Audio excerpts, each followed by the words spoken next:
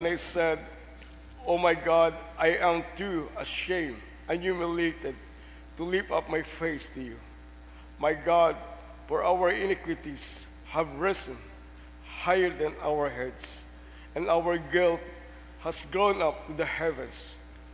Since the day of our fathers, to this day we have been very guilty, for our iniquities with our kings and our priests had been delivered into the hand of the kings, to the land, to the sword, to the captivity, to plunder, and to humiliation.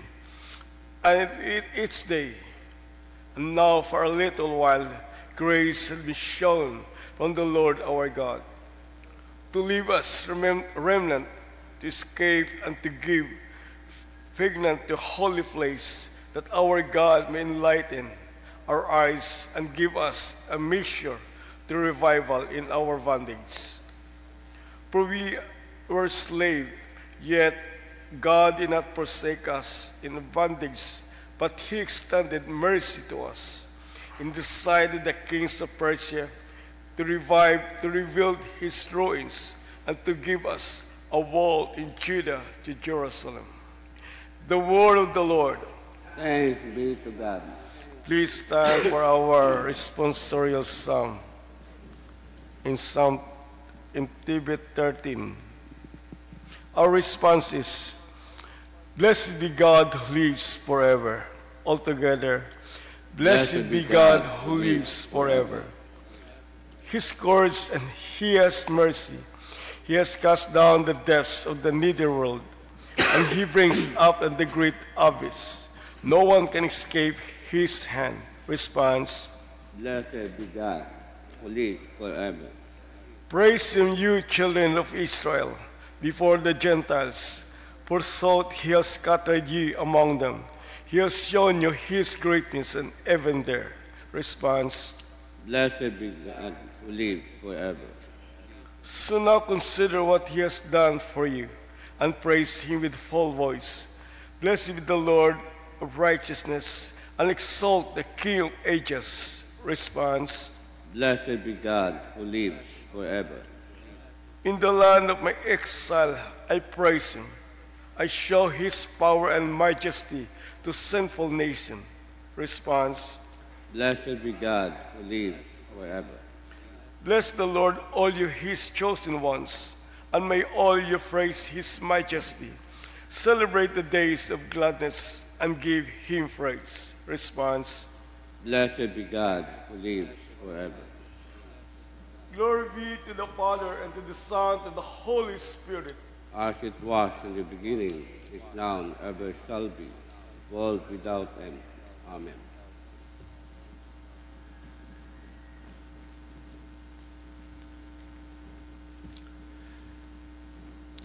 The Lord be with you. The Holy Gospel of our Lord Jesus Christ, according to St. Luke, chapter 9. Glory to you, Lord Jesus Christ.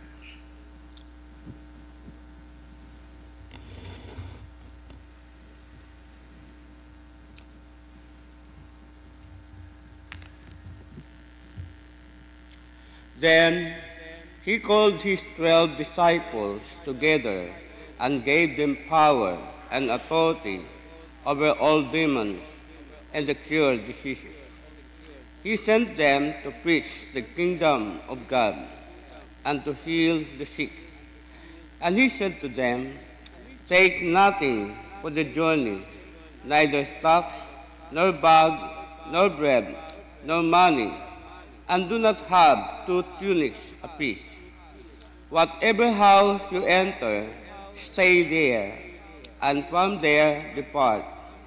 And whoever will not receive you, when you go out of that city, shake off the bare dust from your feet as a testimony against them.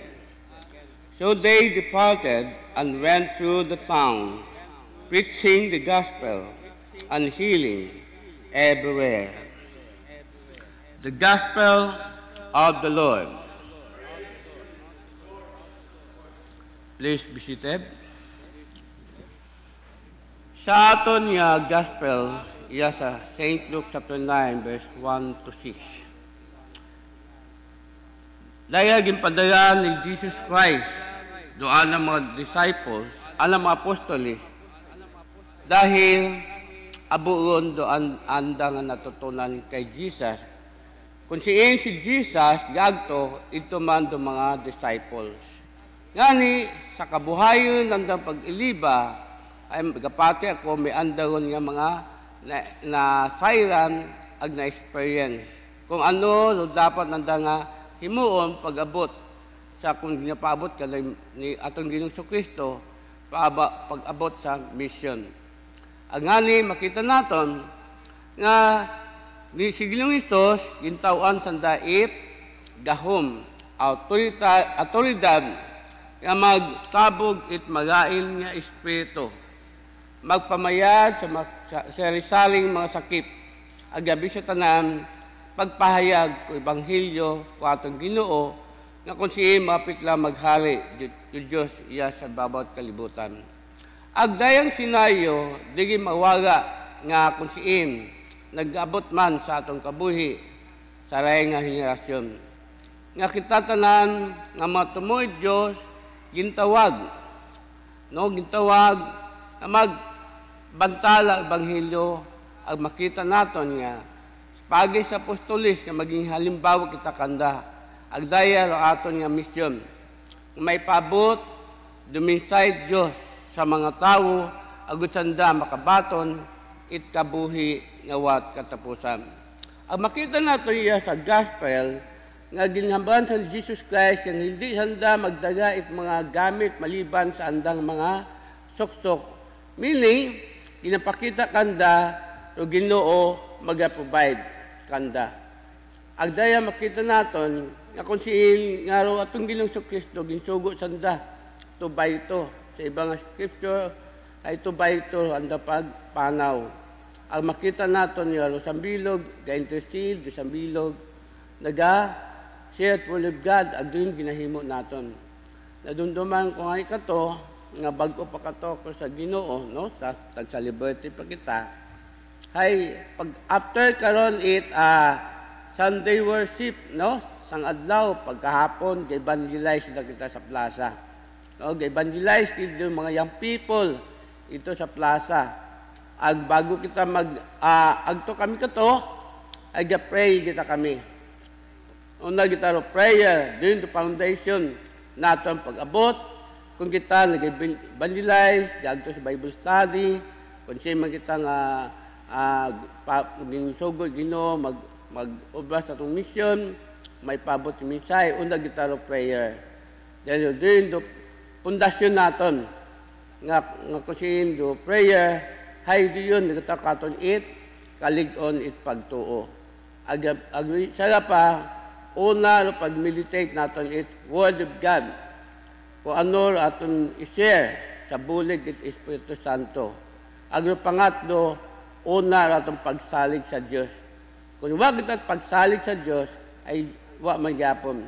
Nagaduda kita. Pero kung kita nagapokus sa pangamuyo, pagsalig Word of God, pagsalig sa Diyos, din tanam, ma-accomplish. Amen? Ang nagapate ko, na-experience mo natin kato hasta makaron. Nga, bago kita mag-ato sa mission, una gid primer pagpangamuyo, so pag-meditate Word of God, ang pagsalig sa Diyos. Ang makita natin iya, no, sa gospel, gimbili naman sanda ko atong Ginoong Kristo, kung may tao nga willing magbaton kinyo, hay, ginapakita nga gapatay sanda kay Jesus Christ nga mao Ginoo sa anda nga kabuhi. Pero kung may mga tao nga wa gapatay, ipuling Diyos, miling was ng kapatay kay Jesus Christ, ay aywan nilang sanda. Biya pangaliya, nag-aambal nga itaktak ang mga siki, pagpag, bilag pagpadumdum, nga Ginoo magahusga kanda. Ano? Ang makita natin nga, bilang babala sa mga Kristiyano, nga wa nagatuo sa atong Ginoo. Ngay mao Dios ginpadala at atong Diyos amaya si bawat kalibutan.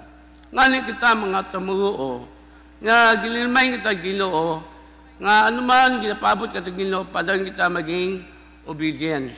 Magasunod kung ano ginapaabot katon. Dahil Ginoo may plano sa aton nga kabuhi.